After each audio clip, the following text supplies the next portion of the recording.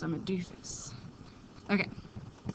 So you always have a certain amount of grams of reactants, and those are supposed to make a certain number of grams of product, right? Supposed to, in La La Land, when everything is perfect in all ways, right? We are not perfect in all ways. We really, really try hard, but a lot of times we'll have lab partners who don't do their thing. Reactants just don't react. There's contaminants, there's impurities. So we've got this theoretical yield, this number of grams of product, or moles of product, whatever, that we think we should get.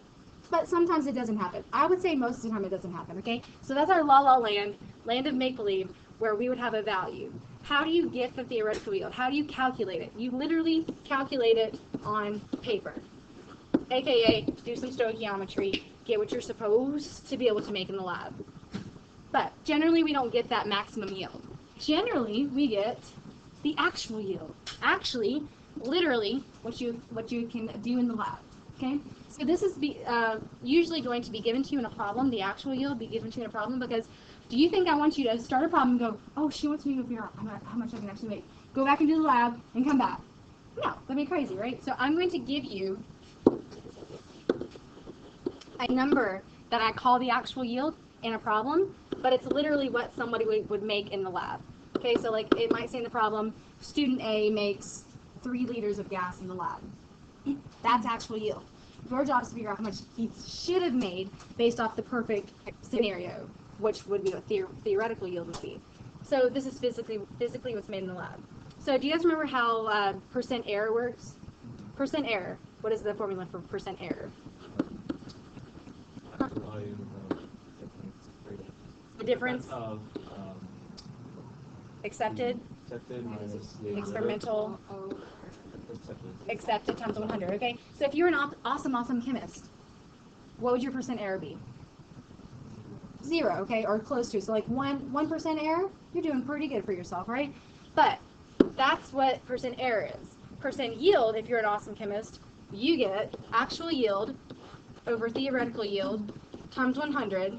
You should get, if you're an awesome chemist, you would get like 90% error, 90% yield and up, okay? So they're opposites in their spectrums. Good percent error is really, really, really low. Good percent yield is really, really, really high, because you want to make as much as you possibly can make. If not, you're wasting your time and your reagents, your chemicals. So actual yield over theoretical yield is how you get percent yield, and then that's how you get percent error. They're similar, but not the same. Okay? All right, and this equation is on the next slide. There. Actual yield over theoretical yield. So where would you get actual yield? Given, or it could be like you are literally doing a lab, and you would find that value from the lab. It's a lab-based piece of information. Theoretical yield, what do you have to do to get that? Just calculate it on paper. Do some stoichiometry. And times it by 100. Okay, and as long as your units are the same for both, it's unitless because it's a percent. Percents don't have units. So these can be in moles over moles, or grams over grams, or liters over liters. Just depends on what's given to you. So we're going to do a practice problem, and then we'll do number 4. We're looking good here. Okay. So tell me, step by step, how you want to do this. Let me give you some pieces of information first. Do this problem with me, because this is the only percent yield I'm doing, okay? What is the percent yield? You go, aha! I don't know what the percent yield is, but I do know what the formula is. What's the formula for percent yield? Actual yield over theoretical yield times 100. Okay. When 14 grams, okay, so that's a given. 14 grams of, what's the formula?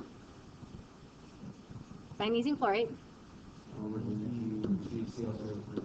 ClO3, parentheses 2, good, because magnesium has a 2+ charge.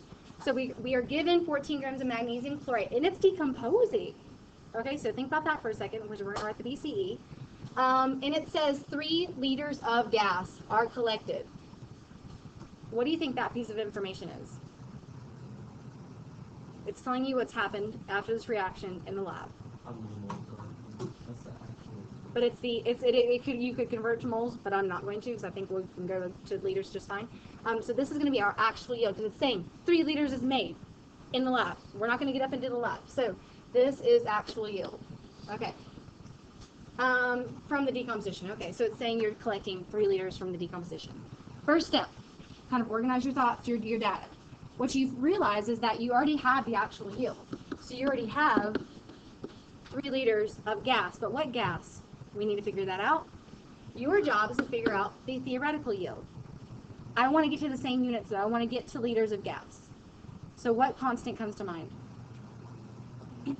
22.4 liters per mole of gas, right. So we need to first figure out the VCE to figure out what the heck this gas is, and then we'll move on.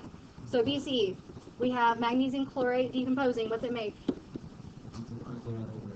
What? It makes oxygen. It makes oxygen gas, right. Remember, decomposition, and a metal chloride. What's the metal chloride? MgCl2, good. All right, so don't forget decompositions, they break down to metal chlorides, and, sorry, a decomposition of chlorates make metal chlorides and oxygen gas. Because we don't want to make chlorine gas because we'd all die. Then we would never be able to mix more stoichiometry happen. Okay, so we need a 3 here, and I think we're good. Okay, so now we need to figure out from our given, how many liters of oxygen gas are made theoretically on paper. So we're starting with what? No? What's our, yes, you have to start with your reactant, magnesium chlorate, to figure out how much oxygen gas you're supposed to be able to make in La La Land. Okay, this is La La Land on paper. So what do I do next? I'm not in oxygen.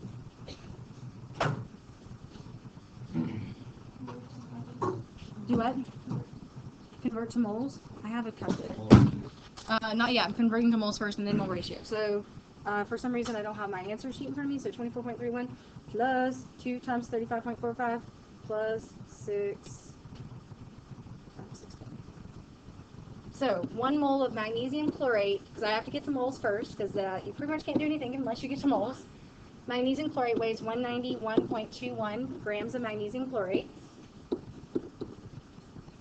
Okay, next. Okay, mole ratios from what to what? Who do I care about? Oxygen. I want to get 2 oxygen, so I have to put 3 moles of oxygen on top. Who do I want to get rid of? So magnesium chlorate, well, there's only a 1 coefficient there, so it's 1 mole of magnesium chlorate on the bottom. Okay, so far so good. I can cancel grams of magnesium chlorate with grams of magnesium chlorate, moles of magnesium chlorate with moles of magnesium chlorate. I need to cancel moles of oxygen because I need to get to the given unit of liters of oxygen. So get me to liters. What's my next step?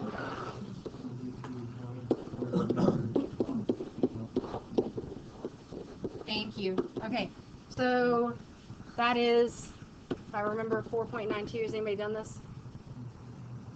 Okay. I think it's 4.92 liters. Pretty sure. All right, so what you'll notice is that theoretical yield, it's always a larger number because theoretically you're supposed to be able to make a maximum from your reactants if everything works out perfectly.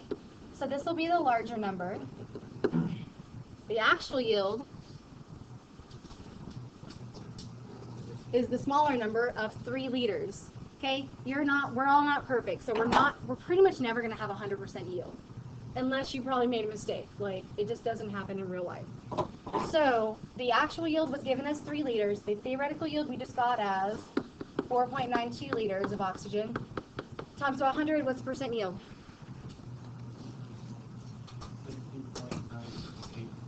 So, I'm going to go 61%.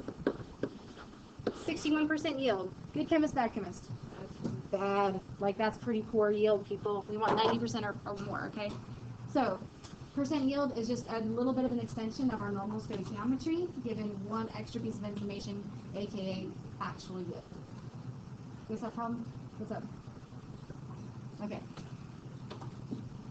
All right. Thumbs up when you got this one. You understand stoichiometry and application for yield. Okay, so that was our last thing from yesterday. Try not to kill you yesterday. Let's do number 4. I know I'm doing 4B. Okay, so 4, the answers are posted online. This one I didn't put the decimal. I think I needed a decimal there because I think it was 50 milliliters of barium nitrate.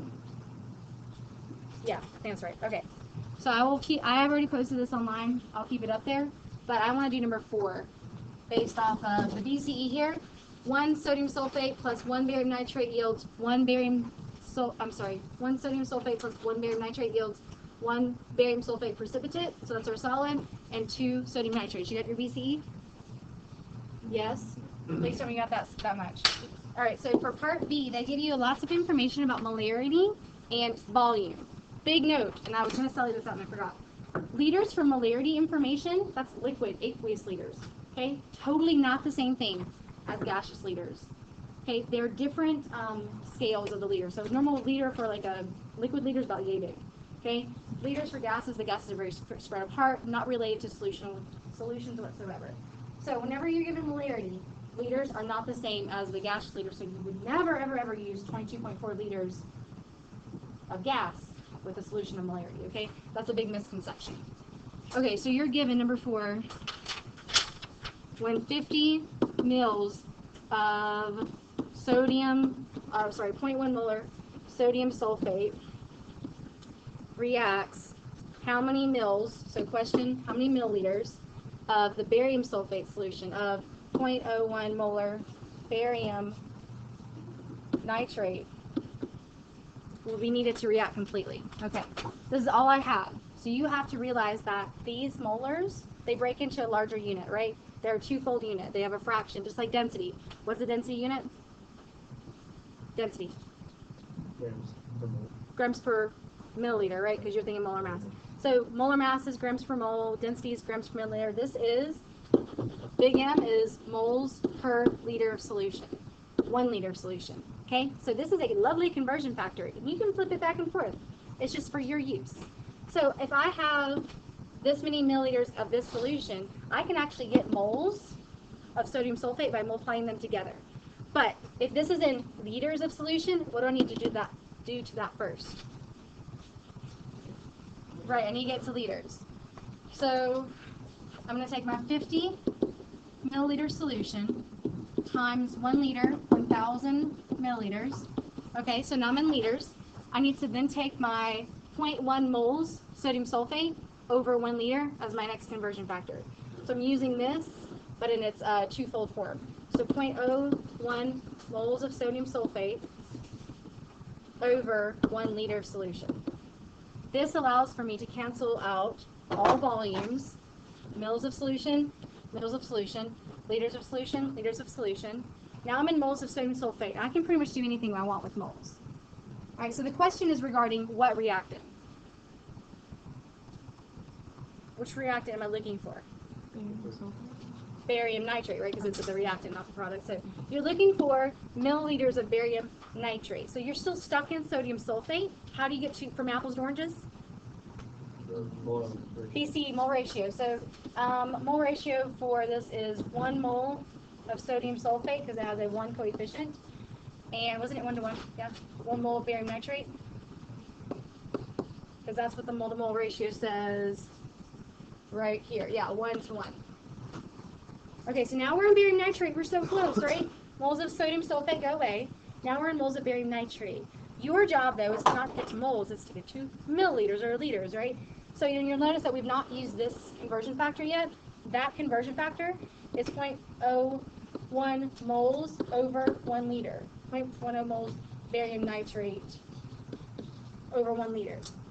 Take that. If you put it right next to this last conversion, what's going to cancel? If you take exactly what we have here, 0.1 moles over liters, we put it right here. Nothing will cancel the way I have it written, right? What do I need to do to it? Flip it. Okay, so if you flip it, moles cancel, mole cancels. Liters are on top. All right, so close. Take your liters to milliliters and we're done. So this is probably one of the harder ones that probably second hardest one you do for stoichiometry because it deals with a lot of different conversions. So I'm taking my little conversion factor I've created and I'm putting the 0.1 moles of barium nitrate on bottom and 1 liter of solution on top. But it didn't ask me for liters, it asked me for milliliters. So 1 liter on bottom, 1,000 milliliters on top. This will get you the answer. You don't even need a calculator for this one though. Watch.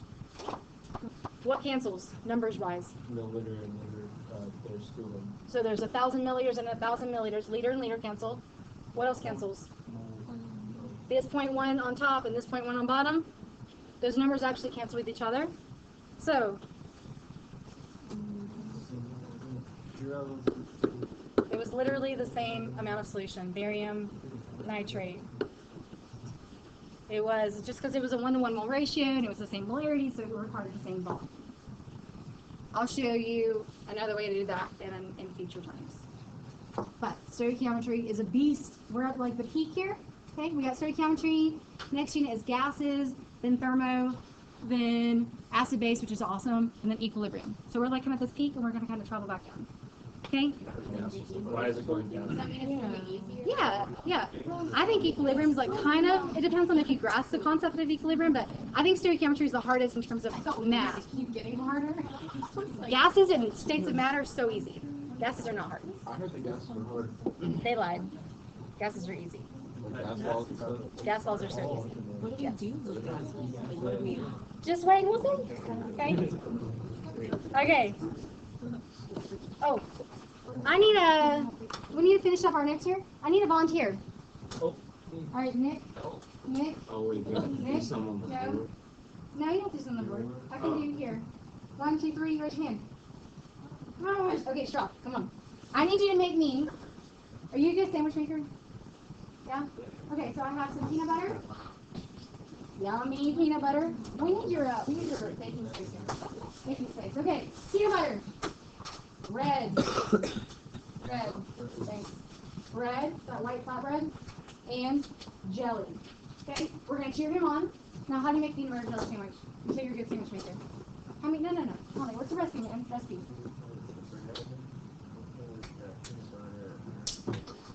So, chew bread. On the peanut butter.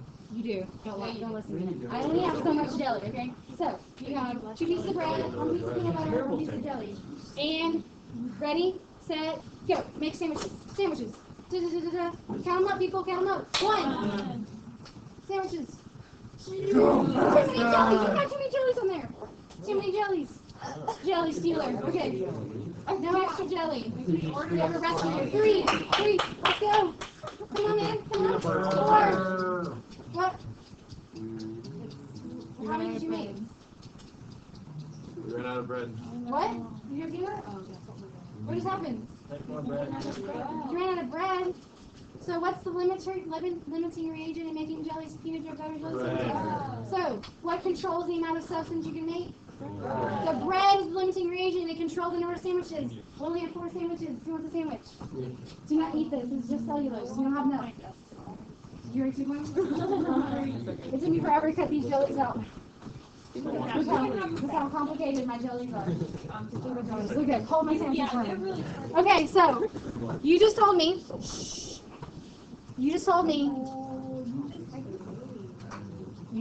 jellies, the bread ran out first. That means you told me you know what LR is. Who was in excess in that example? Jelly. Write down what you need for LR in excess, and I'm going down to the bottom in a second.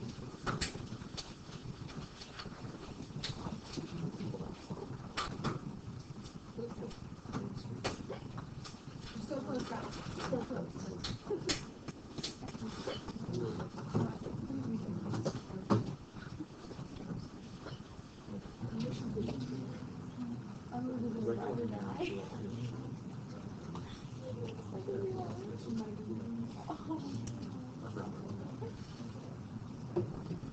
Guys, you're distracting me when you're off task. And when I get distracted, I get mad.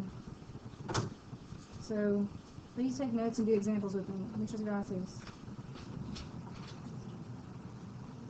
I can change the seating chart again.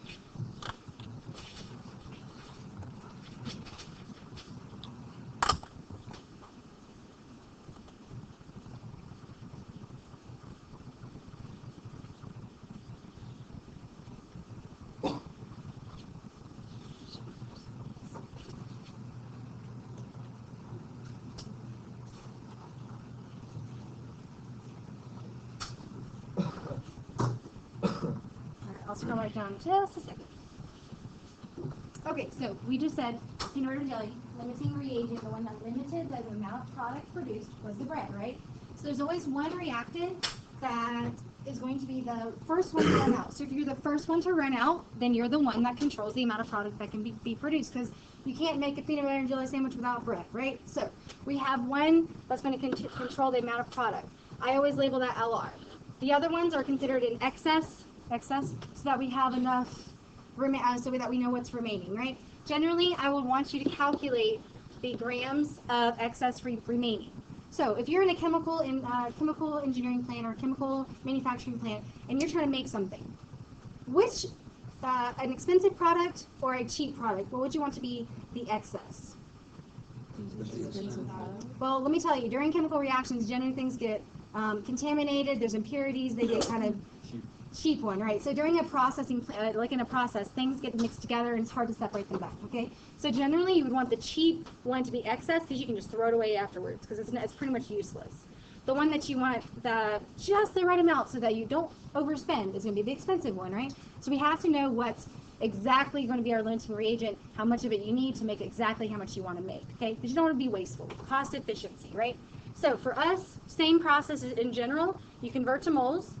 We can do that. Generally, I'm going to give you grams, okay, or molarity. You're going to convert to moles, and then you're going to compare them from their mole ratios. Mole ratios from the BCE, okay?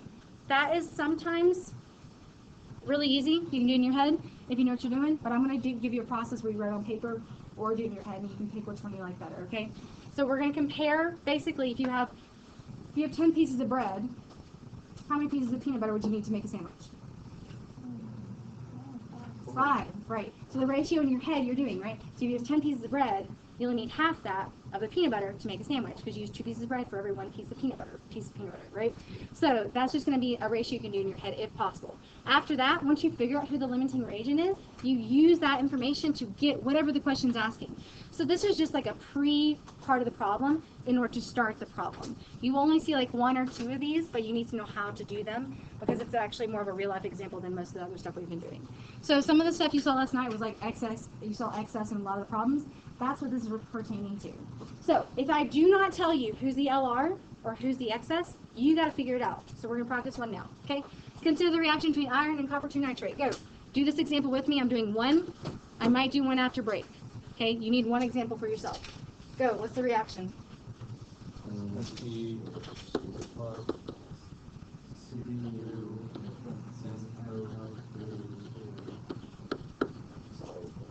And I'm going to assume iron 3. That's the most common charge of iron.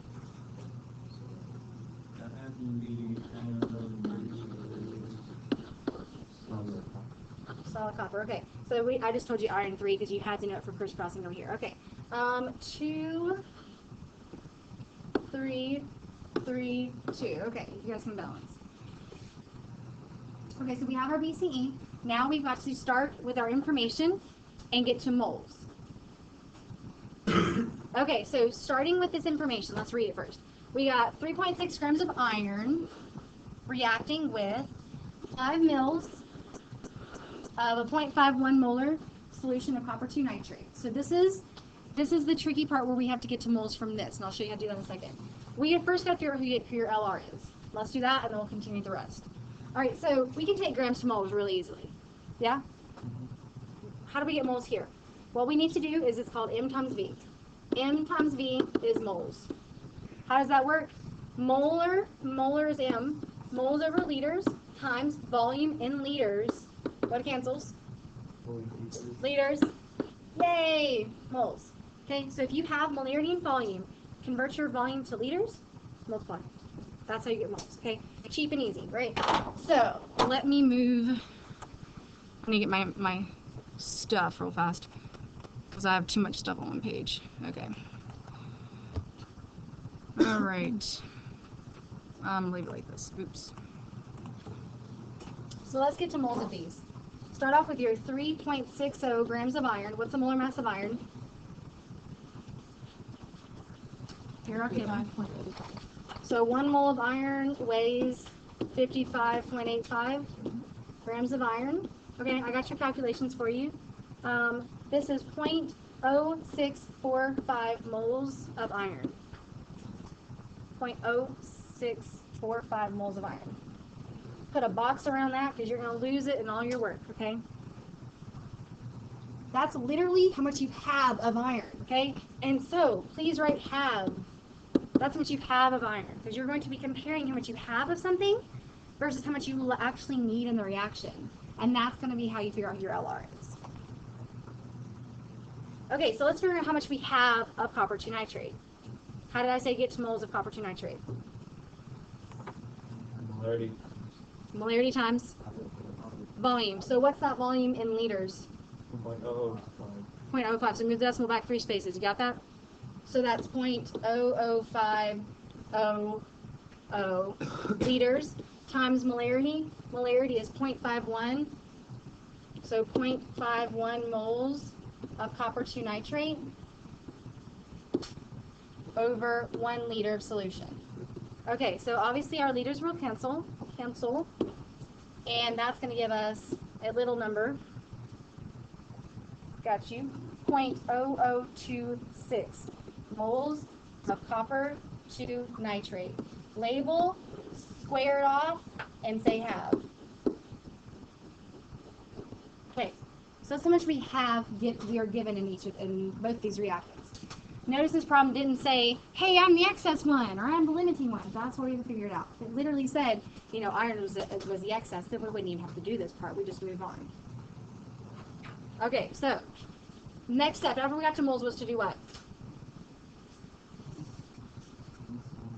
Use some more ratios to compare. So relatively, I'm going to go like this. Relatively, we need, for every 2 irons, we require 3 copper 2 nitrates. Or for every 3 of these, we require 2 of these. So the ratio for the first one is, I need to see, if I have that much iron, how much copper 2 nitrate would I really need?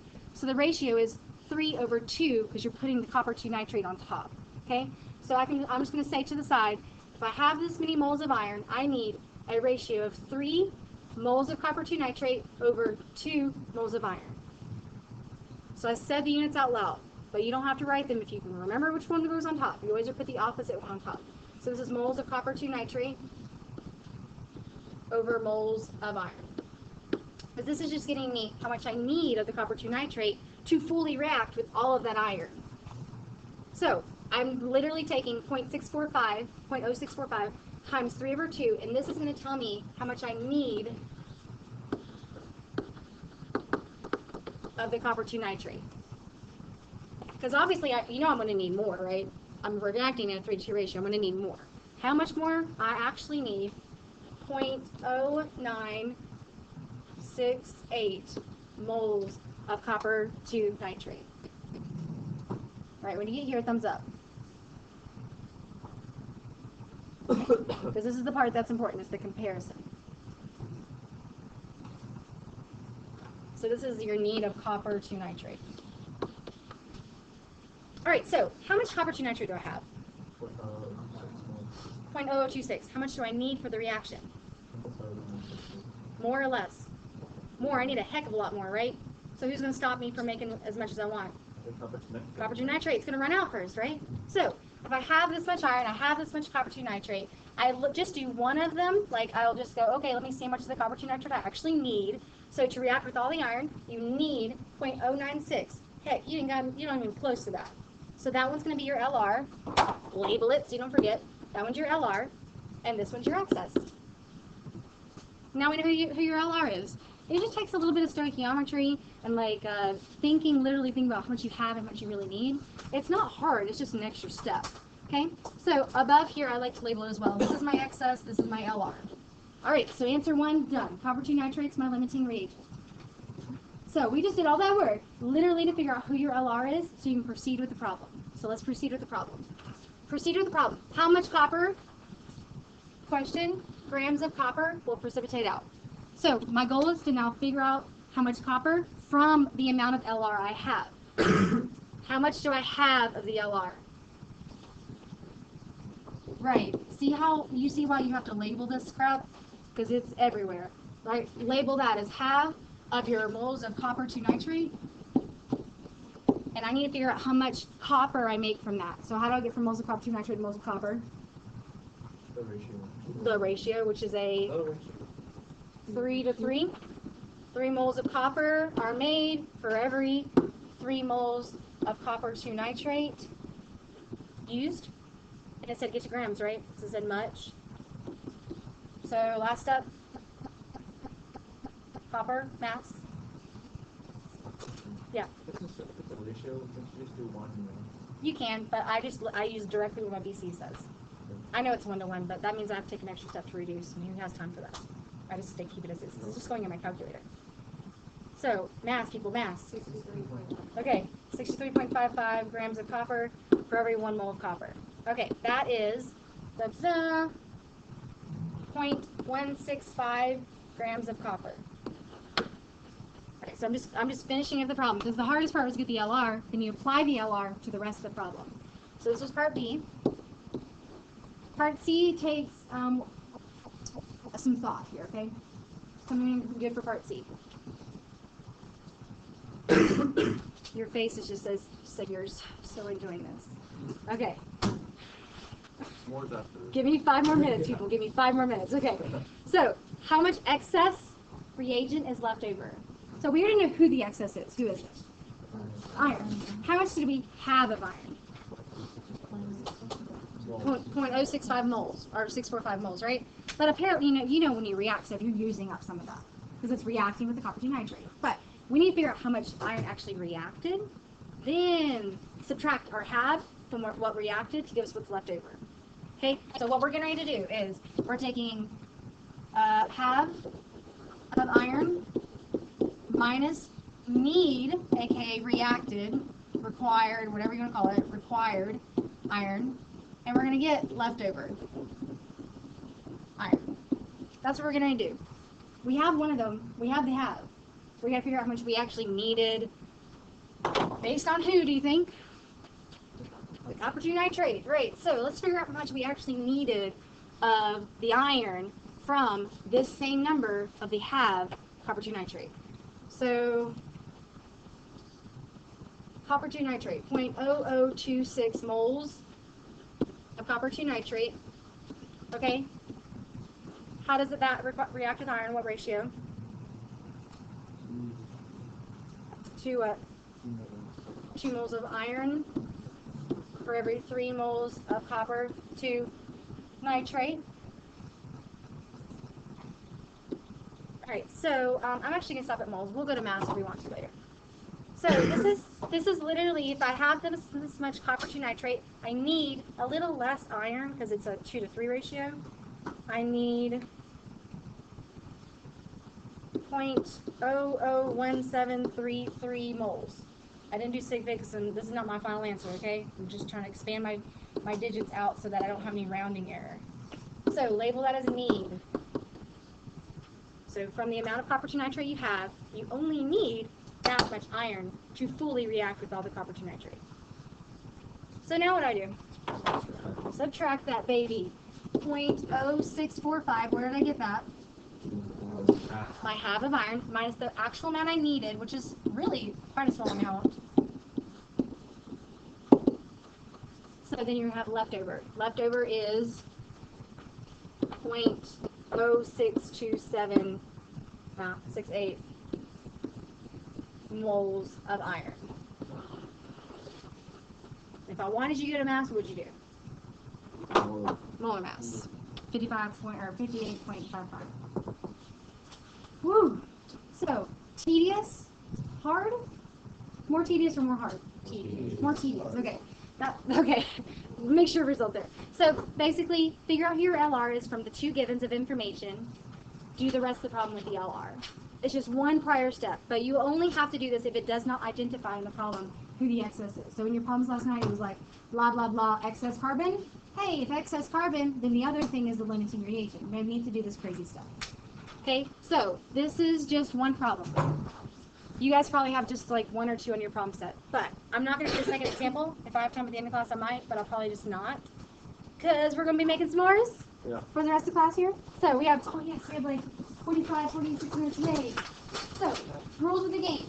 I have all the materials except for what you guys brought just now on the back lab station. If you donate it to the class for the work, for the sake of education, I will give you more money. And you guys can make them again now when we have time for that rest of you, okay? So, what we need is all the materials on the back lab station in just a second. You guys need paper, And you're gonna wear the safety glasses, not the goggles, because I know the safety glasses are much better than the goggles. So usually when we have chemical labs, I do goggles and like do goggles, safety glasses. What you need to do first is balance your s'mores reaction. You'll figure it out. You gotta show me your s'mores VCE, and then you can start making s'mores. So what I do is I have you guys do, listen for me, you do VCE, you show me, you make a s'mores. You do questions numbers 1 through 5, you show me, you make a s'mores. You do question 6, you make a s'mores. Okay, it's rewards. All right, partner up. Let's get the Bunsen burners going. The lab sheets are on the back. I think the gas is already on. Only one s'mores. No, s'mores, that's 3. 3? Yeah. Yeah, that's fine. There's just 2 or 3. Doesn't matter to me. You actually might be making it to 3, so this modification to take it. No, don't take the s'mores material. Leave the s'mores materials here. You go to them here at the assembly line and pick up stuff. Okay. I'm just like aligning what you need. Drop your stuff here. You brought in more stuff and I'll bring it in for you. Grab a paper. Write on your own paper. Write on your own paper. I'll only have like 11 of these copies. If you're working with somebody, share this paper. If you're working with somebody, it's not allowed to make it.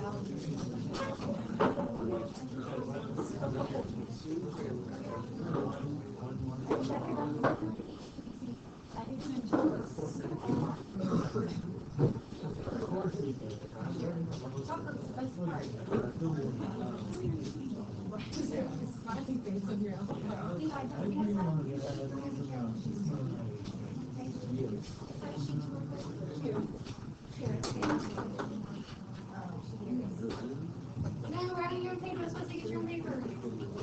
Right, guess how to sheets. If you don't have a Bunsen burner set up, go grab one off the central lab station. Bunsen burner.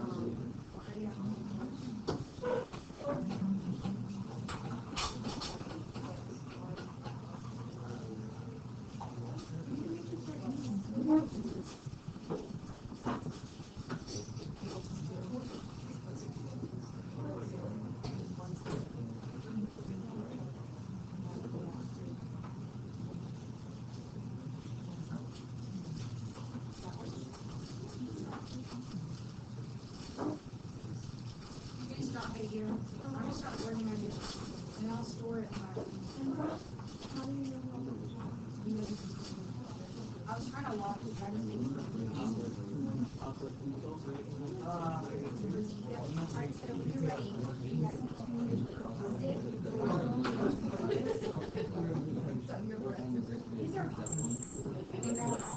Okay, you should have your machines. Reach out to me. One at a time.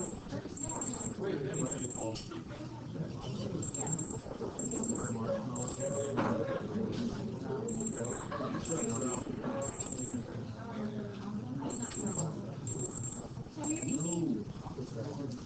machines. Good job. Alright. Maddie, send them out.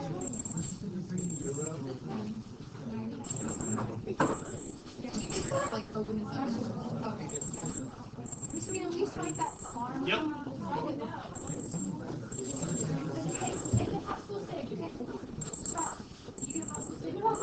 Oh, it's annoying.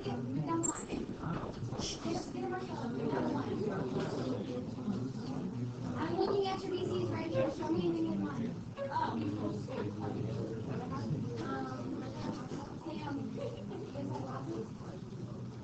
Let me turn the light on. Beautiful. Beautiful. Beautiful. And beautiful. Beautiful. Okay.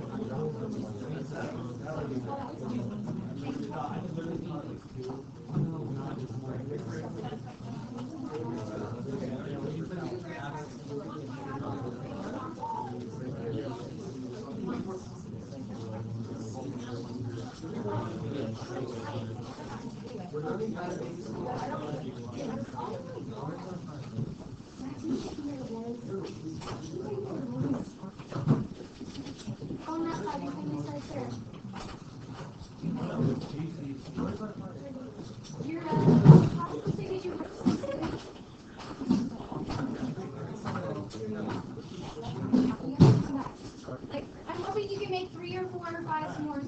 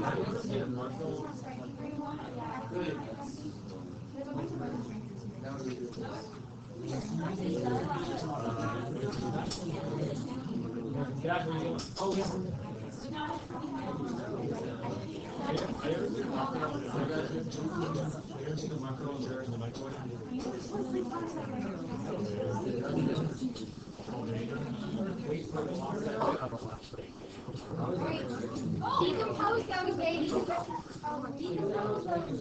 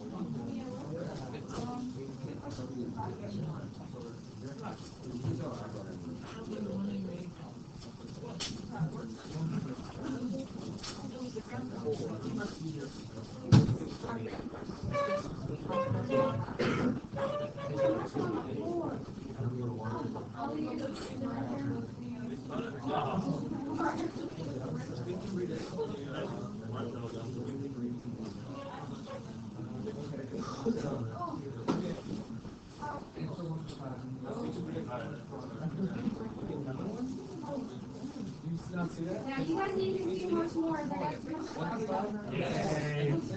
Can you complete that challenge?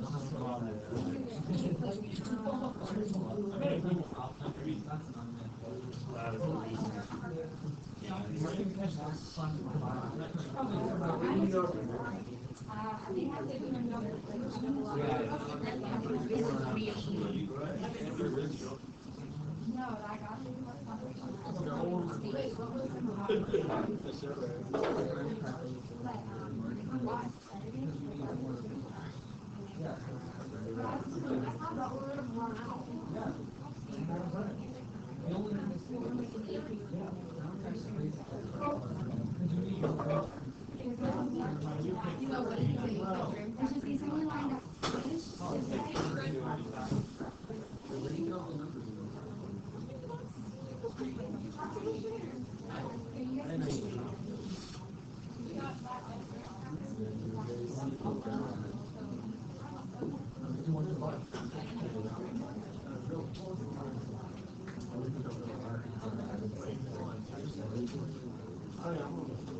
I'm gonna take pictures of you eating s'mores. S'mores.